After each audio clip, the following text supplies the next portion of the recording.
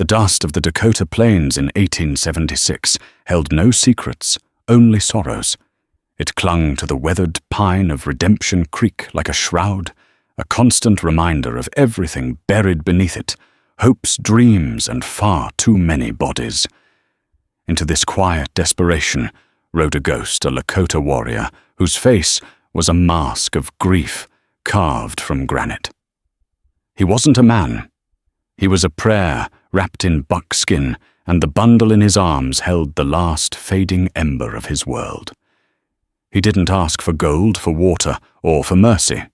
He came to the lone widow at the edge of town, a woman hollowed out by her own fresh loss, and made a request so impossible, so intimate, it would either shatter what was left of their two worlds or forge a new one in the fires of their shared pain. The silence in Martha Gable's small homestead was a physical presence. It was heavier than the summer heat that pressed down on the clapboard roof, and louder than the frantic buzzing of flies against the window panes. It had been 3 months since she'd buried her husband Frank, and 6 weeks since she'd laid their infant daughter Rose beside him in the sparse, wind-bitten cemetery overlooking the town. The silence was the shape of them. It sat in Frank's empty chair and slept in the exquisitely carved cradle he had finished just a week before Rose was born. Martha moved through the two-room house, like a phantom, her daily chores the only thing tethering her to the present.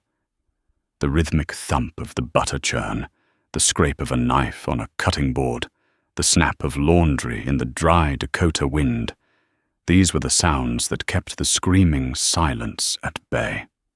Her grief was a dry well inside her, a hollow ache that no amount of tears could fill. More than that, there was a physical torment she spoke of to no one. Her breasts, once full with milk for a baby who was no longer there, still ached with a useless bounty, a cruel biological reminder of her loss. She bound them tightly each morning, the discomfort a sharp penance she felt she deserved for surviving when her daughter had not. Redemption Creek was a town that clung to life as tenaciously as the prairie grass clung to the dry soil. It was a stopover, a place of second chances and last resorts, populated by weary prospectors, hard-bitten ranchers, and women who knew the cost of a harsh land. It was a place where people kept to themselves, respecting the privacy of grief, because every soul there had their own burdens to carry. That afternoon, the heat was a suffocating blanket. Martha had drawn water from her well, the bucket seeming heavier than usual. As she paused, catching her breath, she saw him. He appeared first as a shimmer in the heat haze at the far edge of her property, a lone figure on horseback, moving with a slow, deliberate pace that spoke of utter exhaustion. As he drew closer, the details sharpened into a terrifying reality for any settler. He was Lakota. His face was gaunt, his buckskin clothes coated in a thick layer of pale dust. But it was his eyes that held her. They were wells of black, bottomless despair. He wasn't riding like a warrior on a raid. He was slumped over his horse's neck, as if his own bones could no longer support him. Cradled against his chest, wrapped in a faded but clean trade blanket, was a small bundle. He didn't ride directly to her door. He stopped his horse 100 yards away, slid to the ground with a painful stiffness, and simply stood there, watching her. Fear, cold and sharp, pierced through the fog of Martha's sorrow. She backed away toward her house, her hand instinctively going to the porch post, where Frank's old shotgun leaned. From the town, others had seen him. The door of the general store creaked open, and Mr. Alden, the proprietor, peered out. From the window of the saloon, a few faces appeared. Harriet Pinter, the town's self-appointed moral compass and chief gossip, stepped onto the boardwalk. Her arms crossed her face, a mask of pinched disapproval. "It's one of them, Sue," she called out, her voice carrying in the still air.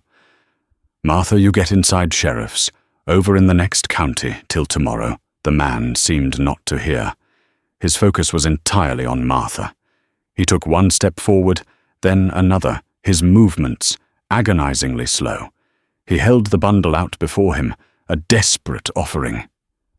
Martha's heart hammered against her ribs.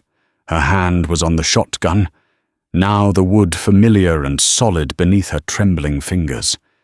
She could see his lips were cracked and bleeding. He was starving or dying of thirst. He stopped about 20 feet from her well. He wasn't looking at the water. He was looking at her. He spoke, and his voice was a dry rasp, barely more than a whisper, the English words broken and forced. "Please," he croaked. "Help. What do you want?" Martha's voice was stronger than she felt, honed by a fear she refused to show. "There's water in the well. Take what you need and go." He shook his head, a small, pained motion. He gestured with his chin toward the bundle. "Not me. Papoose." From within the blankets a sound emerged. It wasn't a healthy cry of hunger, but a thin, mewling whimper like a trapped kitten, a sound so fragile it seemed the wind might carry it away. It was a sound Martha knew in her bones. It was the sound of a baby giving up. The warrior took another faltering step. Die," he whispered, his composure finally cracking. A single tear traced a clean path through the dust on his cheek. "Wife is gone." "No. Milk." He looked at her, his gaze dropping from her eyes to her chest with a meaning that was unmistakable, a raw, desperate plea that transcended language, culture, and fear. He was begging her for the one thing he knew a mother might have. Milk. The word struck Martha like a physical blow. The ache in her chest, the one she bound down every morning, flared into a hot, tingling agony. The silence in her soul was suddenly filled with the ghost cry of her own Rose. She saw the faces in town staring, judging. She heard Harriet Pinter gasp in scandalized horror. She felt the weight of the shotgun in her hand. This man was the enemy, the boogeyman from the stories settlers told their children. His people and hers were locked in a bitter, bloody struggle for this very land. But the whimper came again, weaker this time. In that moment, he wasn't a Lakota warrior. She wasn't a white widow. They were two parents united by the universal terror of watching a child fade away. He was not a threat. He was a mirror of her own deepest agony. Slowly, deliberately, Martha Gable let go of the shotgun. It clattered against the porch steps. She walked past the well, her gaze locked with the warrior's. The fear in his eyes was eclipsed by a fragile, burgeoning hope. She stopped in front of him, close enough to see the intricate beadwork on his worn moccasins.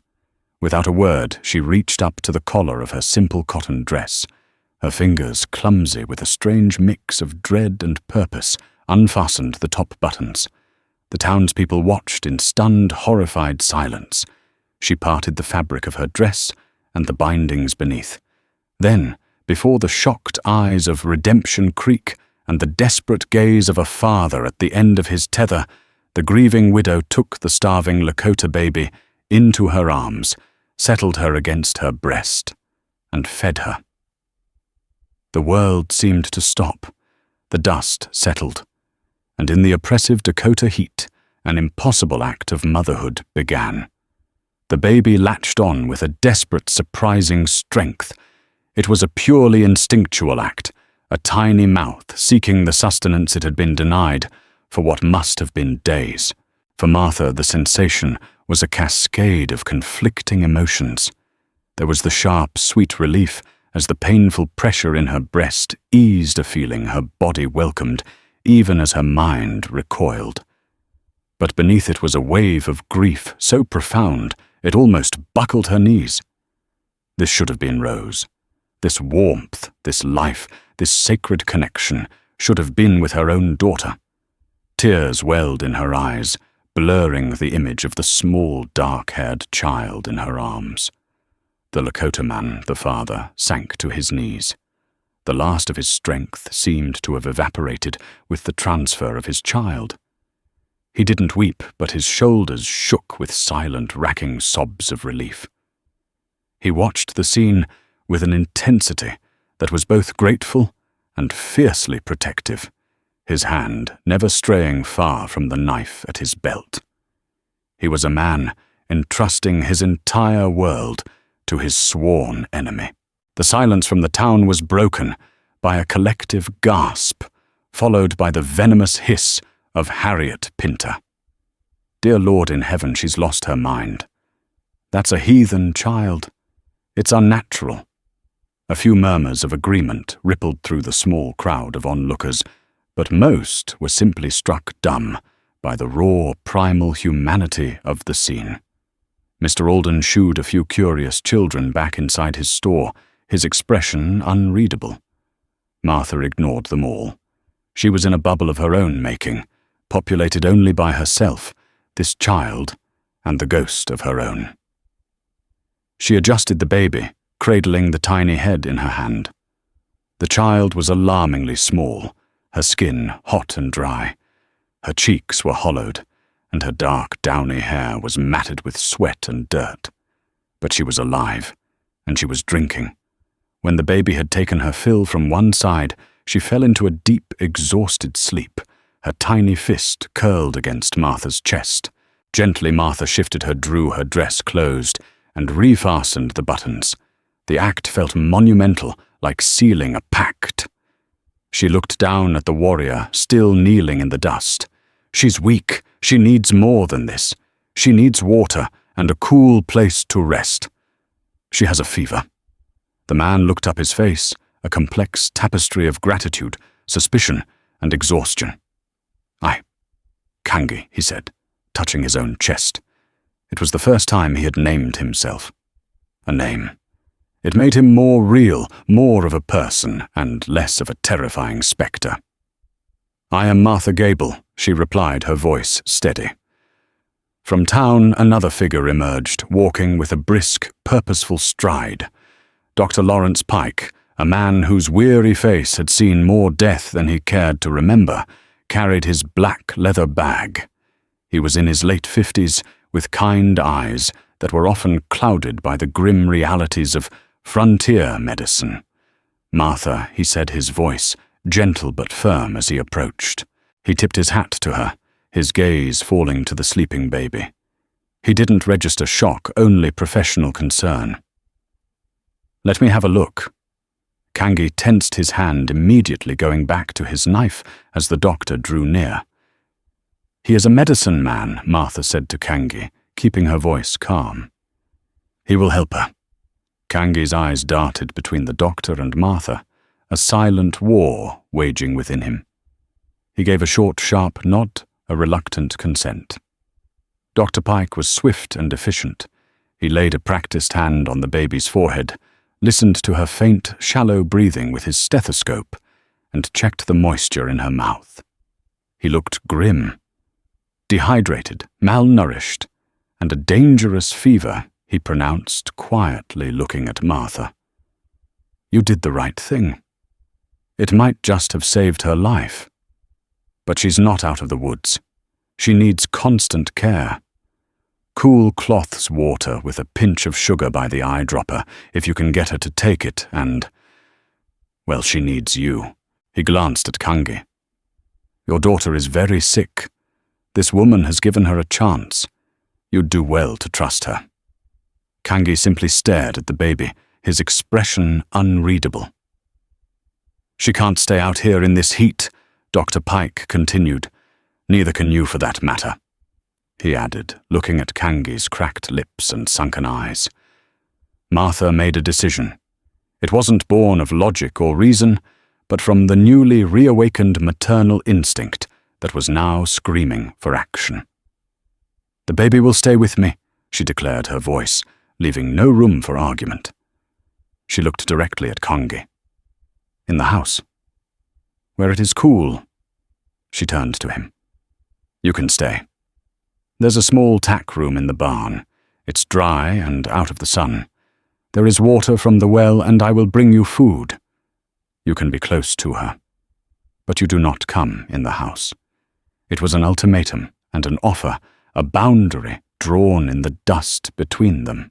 Kangi looked from his sleeping daughter, safe in Martha's arms, to the small, sturdy house, then to the barn. He was being offered shelter by the very people he had been taught to hate and fear. His own wife, Tashina, had been killed by white men, prospectors who had stumbled upon their winter camp. They had taken her life and a small pouch she wore around her neck, leaving him with a newborn daughter and a heart full of venomous rage. That rage was now at war with the overwhelming gratitude he felt for this solemn woman with sad eyes. He gave another curt nod. It was acceptance. As Martha turned and walked toward her front door, carrying the Lakota child, the murmurs from the town grew louder. Harriet Pinter's voice was the sharpest. Taking it into her house. "It's a disgrace. Sheriff Coleman will have something to say about this when he returns." Martha paused on her porch, her back to them all. She could feel their stares like brands on her skin. She glanced at the cradle just inside the door, the cradle her Frank had built for their Rose. A fresh stab of pain went through her, but it was followed by a steely resolve. That cradle would not remain empty. She stepped inside and closed the door, shutting out the heat, the dust, and the judgment of Redemption Creek. The silence of the house was broken by the soft, steady breathing of the sleeping child in her arms. It was the most beautiful sound she had ever heard. Outside, a new and dangerous variable was entering the equation. A buggy, pulled by two fine black horses, rolled down the town's main street. At the reins was Beauregard Monroe, the wealthiest rancher in the county. Monroe was a man whose ambition was as vast as the lands he coveted. He was handsome in a severe, predatory way, with cold blue eyes and an air of absolute authority. Beside him sat his foreman, Clay Dawson, a hulking man with a brutish face and knuckles that were permanently scarred. Monroe pulled the buggy to a halt, his gaze taking in the scene with sharp interest, the small crowd of gawking townsfolk, the Lakota warrior, slowly making his way to the gable barn and the closed door of the widow's house. "Well now," Dawson Monroe said, a slow, cruel smile spreading across his face. "What have we here? Looks like our grieving little widow has found herself some company." Dawson grunted. "An Injun, Mr. Monroe." "I have eyes, you dolt," Monroe snapped. His eyes narrowed, fixated on the Gable property. He owned the vast swathe of land to the north and west, but the Gable homestead with its precious well and location bordering the creek was a strategic piece he'd wanted for years. Frank Gable had refused to sell. Now that Frank was gone, a convenient riding accident, Monroe may or may not have had a hand in arranging. He'd assumed the widow would be easy to persuade. An Indian on her land, Monroe mused, tapping a gloved finger on his knee. The good people of Redemption Creek won't stand for that. Not for long. This could be the very leverage we need. He looked at Dawson, his cold smile widening. "Pay Mrs. Gable a visit tomorrow. Remind her of my generous offer for her land. And be sure to mention how unsafe it is for a woman alone, especially one who invites savages onto her property." Dawson grinned a chilling sight. "Yes, sir, Mr. Monroe. Unsafe." The sun began to dip below the horizon, painting the sky in fiery strokes of orange and purple.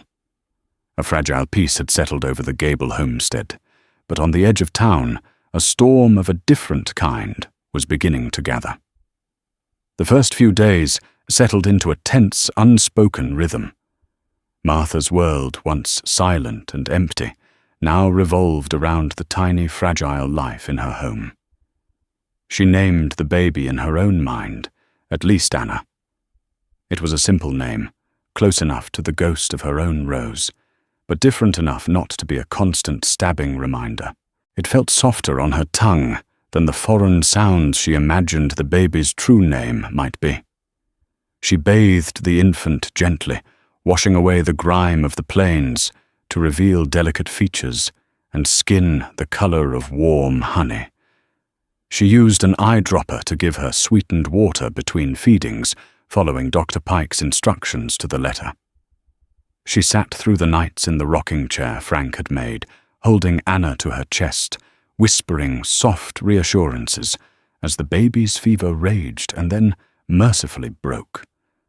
The cradle was no longer a monument to grief. It was a bed. The house was no longer a tomb. It was a nursery. Martha's movements were no longer aimless. They had purpose. She was a mother again. Kangi was a shadow at the edge of this new world. He honored their agreement with a rigid discipline. He never approached the house, but he was always there. Martha would see him at dawn, standing by the fence line, his gaze locked on the window of the room where the cradle sat. He chopped the formidable woodpile she had been dreading tackling, repaired a broken corral fence, and reshoed her mare with a skill that surprised her. He moved with a quiet efficiency, his presence a constant silent question mark on her property. Each day, Martha would leave a plate of food, stew bread, whatever she had cooked on the stump between the house and the barn. When she returned later, the plate would be empty, washed clean, and set back in the same spot. They exchanged no words, but these small acts became their language, a language of provision and gratitude. The town, however, spoke in much plainer terms. When Martha went to Mr. Alden's general store for supplies, a hush fell over the patrons. Women who had once offered condolences now turned their backs. Harriet Pinter, holding court near the flour barrels, spoke just loud enough for Martha to hear. It's a defiance of God and nature, taking in a savage whelp while her own Christian child lies cold in the ground. Her grief has curdled her mind. Martha's jaw tightened, but she held her head high. She paid for her flour and salted pork, her expression a mask of cool indifference she did not feel. Only Mr. Alden met her eyes, giving her a small, almost imperceptible nod of support. He even added an extra bag of sugar to her order, whispering for the little one, to keep her strength up. It was a small kindness that felt like a lifeline. The official visit she had been dreading came 2 days after Kangi's arrival. Clay Dawson rode up to her porch, his bulk blotting out the morning sun. He didn't dismount, a deliberate act of disrespect. "Mornin', Mrs. Gable," he said, his voice a low rumble. He spat a stream of tobacco juice near her rose bushes. "Mr. Monroe sent me. He's concerned for your welfare." "I am perfectly fine, Mr. Dawson," Martha said, stepping onto the porch, creating a barrier between him and her front door. "Doesn't look fine," Dawson sneered, hooking a thumb toward the barn. "Harboring a redskin. Folks are saying you're in danger, that your property value is plummeting. My property is not for sale. Mr. Monroe's offer is more than generous. $500, more than this place is worth. He thinks it's best you relocate. Go back east, maybe. A town's no place for a woman on her own, especially one making poor decisions." The threat was thinly veiled. From the corner of her eye, Martha saw a flicker of movement. Kangi had emerged from the barn holding a splitting axe. He wasn't advancing, merely standing there watching. He was a sentinel. Dawson saw him too. A flicker of unease crossed his face before he masked it with a sneer. "You see, trouble just waits for you. Take the offer, Mrs. Gable. It's for your own good. Mr. Monroe ain't a patient man." He tipped his hat with mocking politeness and wheeled his horse around, kicking up dust as he rode off. That evening, as dusk settled, Martha felt a shift. The fragile peace had been threatened. As she went to retrieve the empty dinner plate, Kangi was there, not in the shadows, but waiting by the stump. It was the first time they had stood face to face since that first day. "He will come back," Kangi said. His English was still clipped, but the time spent listening had clearly improved his comprehension. "I know," Martha replied. "He wants my land. His name is Beauregard Monroe." Kangi's expression didn't change, but a new light flickered in his dark eyes. He stared at her for a long moment, a silent assessment. Then he spoke the first personal words she had heard from him. "My wife, Tashina, killed. By men like him. White men. Prospectors. They took something. A pouch." He touched his neck, indicating where a necklace would lie. The confession hung in the air between them, a bridge of shared pain built over a chasm of cultural difference. He was telling her why he distrusted her people, yet in the telling he was offering a profound level of trust in her. "I am sorry for your loss," Kangi Martha said, and the words were not a platitude. They were an echo of her own soul. "My husband, Frank, he died 2 months ago. They said his horse spooked and threw him. He was a good rider. It never felt right. An unspoken understanding passed between them.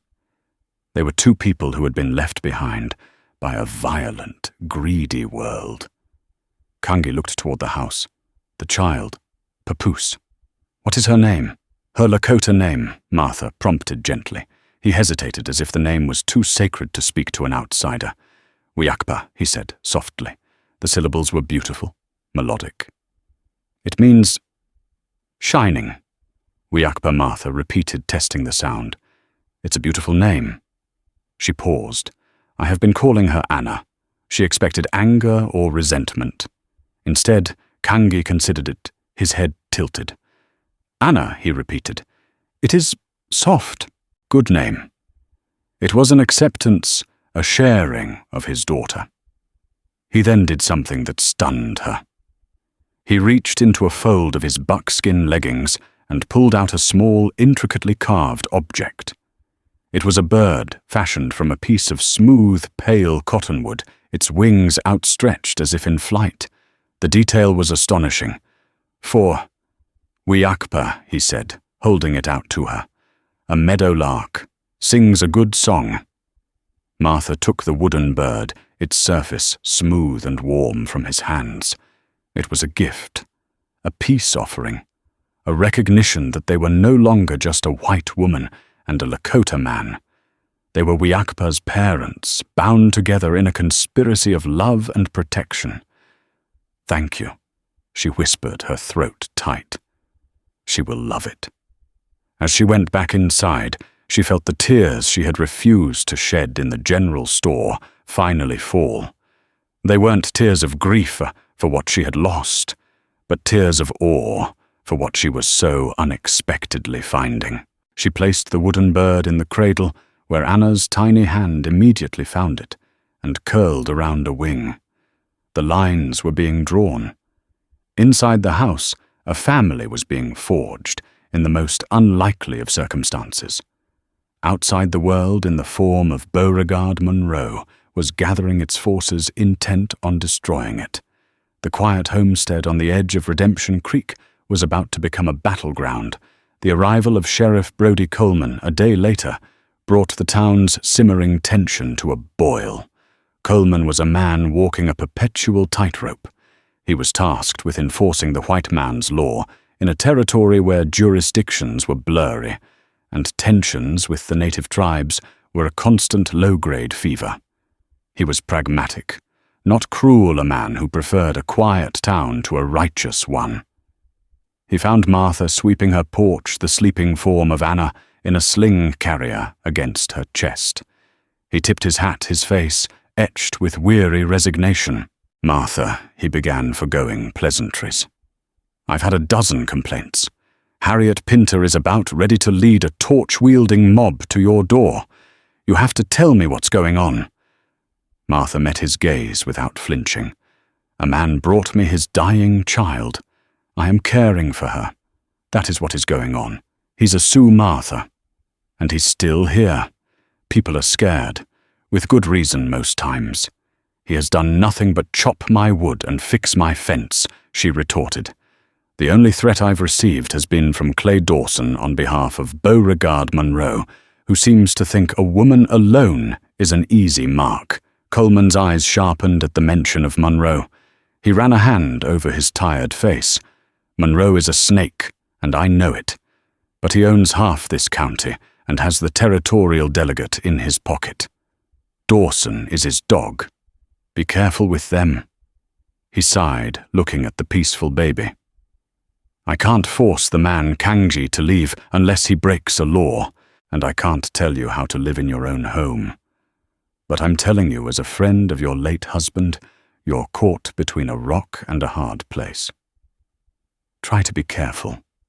His warning proved prophetic. The subtle intimidation from Monroe escalated. One morning, Martha went to the well to find the water black and foul-smelling. Someone had dumped a bucket of oil and filth into it during the night, poisoning her only source of fresh water. Panic seized her. Without the well, she and Anna couldn't survive. She was staring into the dark water, her heart pounding, when Kangi appeared at her side, his face a mask of cold fury. He peered into the well, then his gaze swept the surrounding ground. He knelt, pointing to a set of hoofprints in the soft earth near the back of her property prints from a single shod horse. Dawson, he bit out. The name was a curse. That evening, a quiet rage settled over the homestead. There was no clean water for cooking, for washing, for drinking. The reality of their vulnerability was stark. Martha sat at her table, her head in her hands, the weight of it all pressing down on her. Kangi did not retreat to the barn. After dark, he came to her back door and knocked softly. When she opened it, he held out 2 large water skins, clean and full. From the creek, he said. Downstream. It is clean here. He had walked over a mile in the dark to fetch water for them. I will watch tonight. He will be back. Martha nodded her gratitude, too deep for words. She secured the door and spent the night in the rocking chair, the shotgun across her lap, listening to every creak of the house, while Anna slept peacefully in her cradle. Kangi was right. Just before dawn, a muffled sound came from the barn, the nervous whinny of Martha's mare. It was followed by a sharp crack, then a guttural cry of pain. Martha's blood ran cold. She raced to the window. In the pre-dawn gloom, she could make out 2 figures locked in a desperate struggle near the barn door. It was Clay Dawson and Kangi. Dawson had been trying to set fire to the barn. A bundle of oil-soaked rags and a tinderbox lay discarded on the ground. Kangi had been waiting for him. It was not a graceful fight. It was brutal and silent. Dawson had the advantage in size and brute strength, but Kangi was faster, a whirlwind of controlled, deadly motion. He moved like a panther, dodging Dawson's clumsy, powerful swings and landing precise, debilitating blows. He twisted out of a bear hug, brought his knee up sharply into Dawson's gut, and as the larger man gasped for air, Kangi used his own momentum against him, throwing him to the ground. He had Dawson pinned, the edge of his hand pressed against the foreman's throat. For a terrifying second, Martha thought he would kill him. Instead, Kangi leaned in and spoke, his voice, a low, menacing whisper that carried to the house. You tell Monroe. He sends you again. I send back your skin. He released Dawson, who scrambled backward in the dirt like a crab, his face a mess of terror and disbelief. He grabbed his things and fled into the darkness, his horse's frantic hoofbeats fading into the distance. Kangi stood for a moment, his chest heaving. He had won, but the fight had cost him. He favored one leg and his knuckles were bleeding. He had defended her home. He had protected them. The line between her world and his had been completely erased. They were in this together. Later that morning, As the sun rose on their unburnt barn and their poisoned well, Martha cleaned and bandaged Kangi's wounds at the kitchen table. He had finally crossed the threshold of her home, not as a supplicant, but as a guardian. The intimacy of the moment was thick with unspoken emotions. As she daubed antiseptic on his split knuckles, her fingers brushed his, and a jolt of awareness passed between them. It wasn't romance, but something just as powerful, the profound connection of two soldiers in the same trench. "He will not stop," Martha said quietly. "Monroe wants this land. I think he had something to do with my husband's death." She stood up and walked over to an old wooden chest in the corner.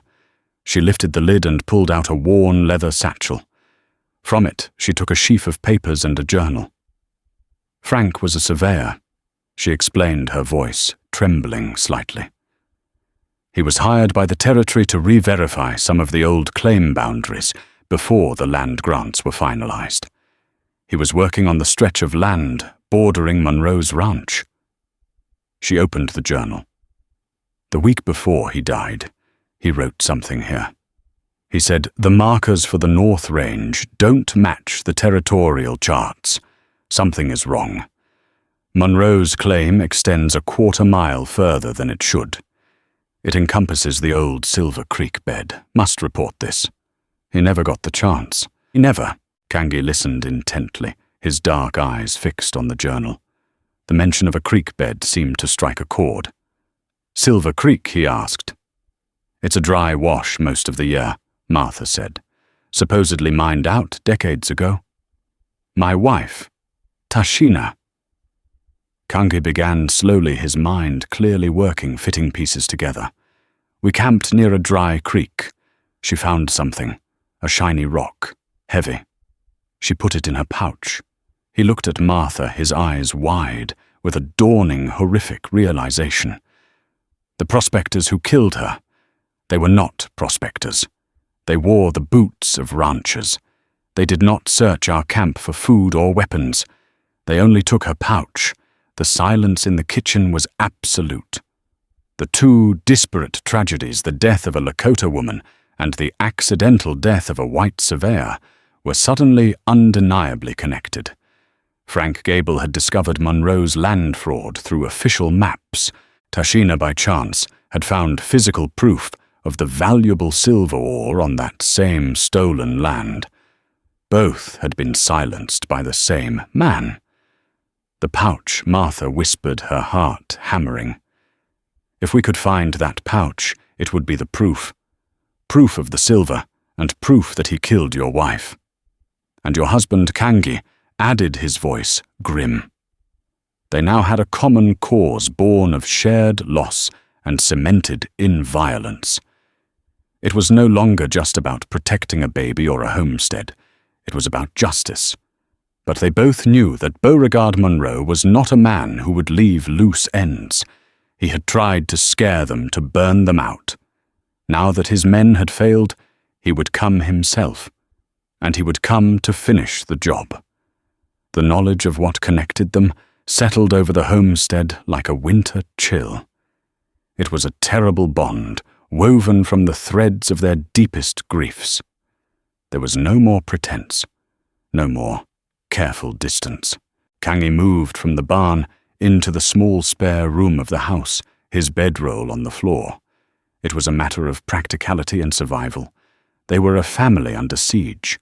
They spent the next 2 days preparing their movements, economical and purposeful. Martha cleaned and oiled Frank's shotgun and a repeating rifle he'd kept in the chest. Her hands, once accustomed to kneading dough and planting seeds, now felt the cold, hard reality of steel and gunpowder.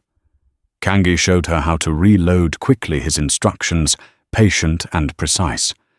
Kangi, in turn, transformed the small homestead into a defensible position. He used his intimate knowledge of the land to their advantage. He dug shallow pits covered with brittle branches and dust along the most likely path of approach. He strung a tripwire salvaged from the broken fence low to the ground, near the poisoned well attached to a stack of precariously balanced pots and pans on the porch that would crash down at the slightest disturbance. He sharpened stakes and positioned them in the shadows of the woodpile. He wasn't preparing for a fight, he was preparing for a war. "He will come at night," Kangi stated, watching the sun dip below the plains, painting the sky in bloody hues. "He will come to burn everything, to erase us." Inside, Martha held Anna, now Wiyakpa in her heart, a little tighter. The baby was thriving. Her cheeks were filling out, her eyes were bright and curious, and she had started to make soft cooing sounds. She would grasp the carved meadowlark Kangi had made for her tiny fingers a stark contrast to the violence they were anticipating. She was the center of their world, the reason this fight was not just about vengeance, but about the future. The third night after the fight with Dawson, the moon was a sliver offering little light. A nervous wind whispered through the prairie grass. Sheriff Coleman was out of town again, this time escorting a prisoner to the fort 2 days' ride away, a fact Monroe would have certainly ascertained. They were utterly alone. The alarm came just after midnight. A loud metallic crash from the porch shattered the night stillness. The tripwire. "They are here," Kangi said, his voice calm. He was already moving, grabbing the rifle. "Stay away from the windows. Keep the baby quiet." Martha's heart leapt into her throat.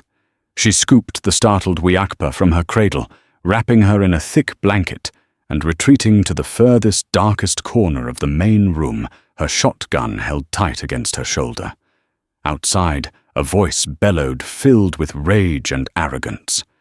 "Gable, I know you're in there, and I know you've got that redskin with you.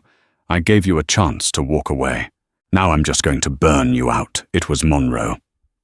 Muffled curses followed as one of his men stumbled into one of Kangi's shallow pits. Then the night was lit by a sudden flickering orange glow. A torch. A shot rang out from the darkness near the woodpile. It wasn't the deep boom of a rifle, but the sharp crack of a pistol. A window pane in the front room shattered, sending glass skittering across the floor. Martha flinched, pulling Wiyakpa tighter. Then the rifle in Kangi's hands answered. He wasn't in the house. He had slipped out the back moments after the alarm, circling around in the dark. A cry of pain from near the corral told her he had found his mark. The battle had begun. What followed was a terrifying symphony of chaos. Shouts, gunshots, the splintering of wood. Martha could hear men moving around the house, their boots crunching on the dry ground. A torch arced through the air, landing on the porch roof. The dry shingles caught immediately, smoke beginning to curl under the door. Panic threatened to overwhelm her.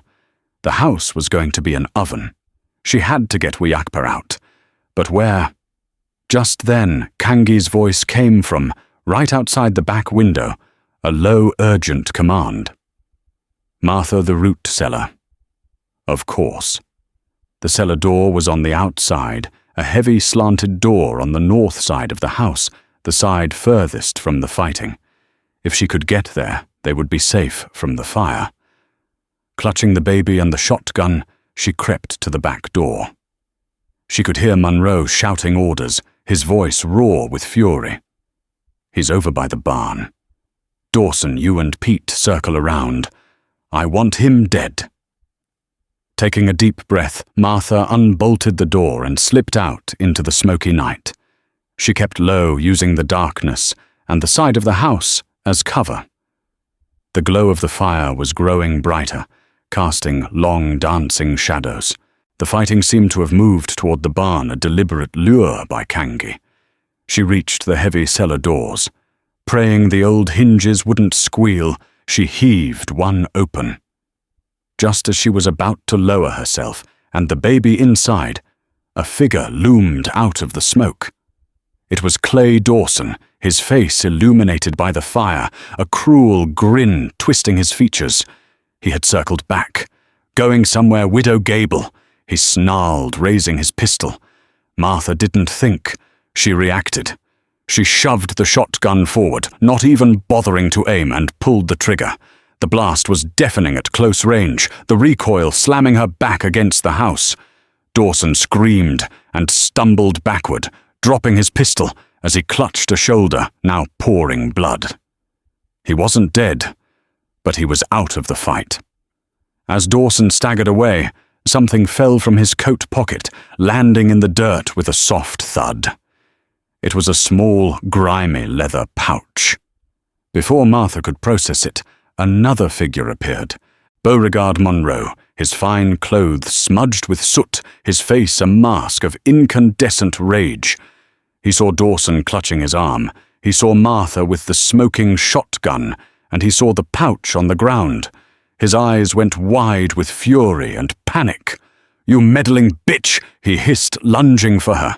He was fast, but Kangi was faster. A shadow detached itself from the deeper darkness of the barn. He slammed into Monroe like a thunderbolt, knocking him off his feet. The two men rolled in the dirt, a desperate grunting struggle for dominance. Monroe was strong, fueled by greed and hate, but Kangi was fighting for his past and his future. He fought with the memory of Tashina, for the life of Wiakpa, and for the woman who had saved them both. He gained the upper hand, his knife flashing in the firelight. He could have ended it. But at that exact moment, two riders thundered into the yard, their voices cutting through the chaos. "In the name of the law, drop your weapons." It was Sheriff Coleman and his deputy. He had returned early, his instincts likely screaming that something was wrong back in Redemption Creek. Monroe saw his chance. Kangi was distracted by the sheriff's arrival. With a surge of adrenaline, Monroe shoved Kangi off him, scrambled to his feet, and lunged for the closest leverage he could find, Martha. He grabbed her from behind, wrapping an arm around her throat and pressing the barrel of a small derringer to her temple. Wiakpa, still clutched in Martha's arms, let out a terrified wail. "Everybody back!" Monroe screamed, his voice cracking. "Back off or I'll kill her!" And the brat Coleman reined in his horse, his own gun drawn. "Let her go, Monroe. It's over. It's not over till I say it is." Monroe spat, dragging Martha and the baby toward his horse. "I'm riding out of here and she's my ticket."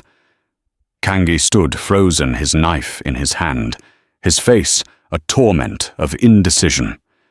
He was helpless. Martha, however, was not. She could feel Monroe's panic, the desperate sweat on the arm around her neck. She could smell the whiskey on his breath, and she could feel the tiny, warm weight of Wiakpa against her chest. An immense, primal calm washed over her. She was a mother protecting her child. She looked past Monroe's head directly at Kangi. Her eyes conveyed a message: the pouch. Kangi understood.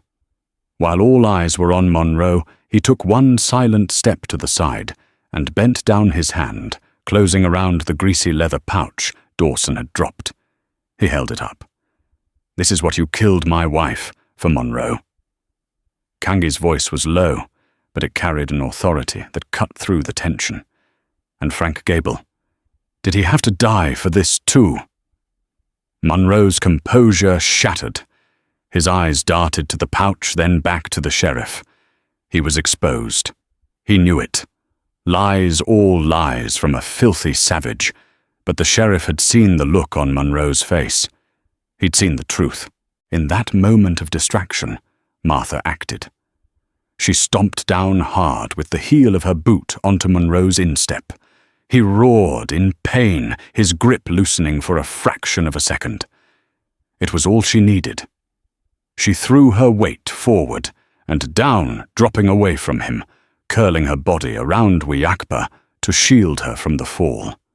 Freed from his hostage, Monroe raised his derringer to fire at the falling woman. He never got the chance. Kangi's arm moved in a blur. The knife he held flew through the air, a silver streak in the firelight.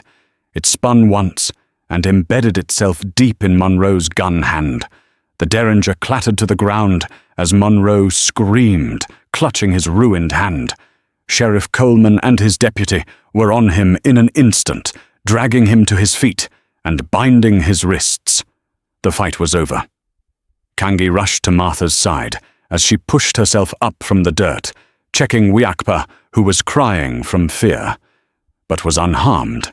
He helped them to their feet, his hand lingering on Martha's arm. They stood together amidst the smoke and the wreckage, the crying baby, the captured villain, and the coming dawn. Sheriff Coleman walked over, picking up the pouch. He opened it and tipped the contents into his palm. Along with a few simple beads, a heavy, dull silver rock fell out. It was all the proof he needed. He looked from the rock to Kangi, then to Martha and the baby. He looked at the burning porch, the wounded men, and the ruins of Beauregard Monroe's greed. "Looks like Redemption Creek," the sheriff said, his voice heavy with exhaustion, and something that sounded almost like awe is finally living up to its name. In the wake of the violence, justice was swift. Sheriff Coleman, armed with Frank Gable's journal and the silver ore from Tashina's pouch, arrested Monroe and his men. The story of the siege swept through Redemption Creek, transforming Martha from a scorned widow into a resilient heroine. Hostile glares turned into nods of respect, and a group of townsmen led by Mr. Alden arrived to rebuild her burned porch and cleanse her poisoned well, a quiet apology for their earlier judgment. But as the splintered wood was replaced and the well water ran clear again, a quieter, more profound challenge settled within the house. The external threat was gone, leaving Martha and Kangi to face the unspoken question of the future. Their shared world revolved around Wiakpa, now a thriving, happy baby, who knew only the love of the two people who had saved her. She would reach for Martha with a gummy smile and follow Kangi with curious eyes as he carved her small wooden animals. The fragile peace was broken one evening as Martha rocked the sleeping child. Kangi stood in the doorway, his silhouette framed by the fading light. "She is strong now," he said, his voice low. "My people will be wondering. They believe we are both gone. A father should bring his daughter home." The words landed like stones in the quiet room. Martha's heart clenched. The thought of the cradle becoming an empty monument once more was an agony she couldn't bear. "Is that what you want?" she whispered, afraid of the answer. Kangi crossed the room and knelt beside the cradle, his gaze fixed on his daughter's face. "What I want," he said, his voice thick with a pain that transcended words, "is for her to live without fear. In my world, she will always be the daughter of a woman killed by white men. There will be sorrow in her story. She will learn to hate." He looked up, his dark eyes meeting Martha's. "Here, with you. She is just a child. She is loved." He took a shuddering breath, the sound of a man making the ultimate sacrifice. A Lakota man does not give away his child. It is our blood, our future. But a father must sometimes break his own heart to protect his child's. His gaze was intense, unwavering. "I cannot be the father she needs in this world. But you, Martha Gable, you are already her mother in every way that matters. I am asking you to raise her, teach her to be good and strong like you." Tears streamed down Martha's cheeks. "Kangi, she must know who she is," he insisted, his voice gaining a raw strength. "Her name is Wiakpa. Tell her of her first mother, Tashina, who was brave. And tell her of her father, who loved her enough to let her go." "Go," Martha choked out. "You're leaving. I will not abandon her," he promised. "But I cannot stay. I am a ghost in this town. My place is to help my people. But my heart will be here, watching over our daughter. She will have two worlds, not just one. A mother's home and a father's sky. It is a greater gift than I could ever have given her alone." He left before the next dawn without a sound. On the kitchen table where they had first tended each other's wounds, he left a final carving, a meadowlark and a wolf standing together, the singer of songs and the silent protector. Martha Gable was no longer a widow defined by loss, but a mother defined by a fierce and complex love. She was the heart of a home for Anna Wiakpa Gable, and often as twilight painted the plains, she would look to the distant ridges.